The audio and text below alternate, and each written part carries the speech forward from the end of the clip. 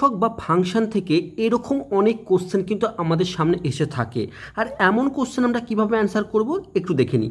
দেখো, আমাকে যখন বলা হচ্ছে ফাংশনটি F x is equal to x to the power 2025 minus 1/x⁻2025, আমরা ভালো করেই জানি এখন আমাকে উত্তর বের করতে বলেছে যে F of x plus f of 1/x is equal to কত, এটি কিন্তু আমাদের প্রশ্ন।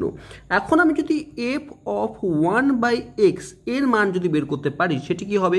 দেখো, এটির অর্থ হচ্ছে আমরা এক্সের জায়গাতে 1/xকে রিপ্লেস করব, অর্থাৎ ছিল সেখানে আমরা 1/x⁻2025 করব, মাইনাস আমরা 1/ একই রকমভাবে এক্সের জায়গাতে 1/x2025 কিন্তু করব।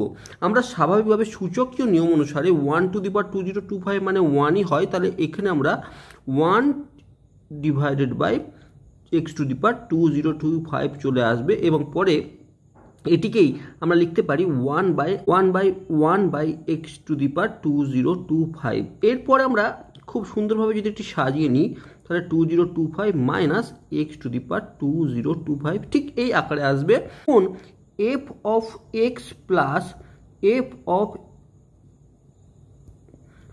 1/x ইজ ইকুয়াল টু, আমরা ভালো করে দেখতে পাচ্ছি এফ অফ এক্স হচ্ছে x⁻2025 মাইনাস 1/x⁻2025 আর প্লাস এফ অফ 1/x হচ্ছে 1/x⁻2025 মাইনাস x⁻2025। দেখো, লক্ষ্য করার বিষয় হচ্ছে এরপরে আমরা এই কাজটি করতে পারি যে এই প্লাস এবং মাইনাস কেটে যাবে, প্লাস এবং মাইনাস কেটে যাবে, অর্থাৎ এর যে অ্যান্সার হবে সেটি হচ্ছে 0। একই রকমভাবে x⁻2025 এর জায়গায় যদি অন্য কোনো সংখ্যা দ্বারাও ঠিক একই কোশ্চেন আমাদেরকে জিজ্ঞেস করে থাকে, আমরা এই পদ্ধতিতে কিন্তু এর অ্যান্সার করতে পারবো।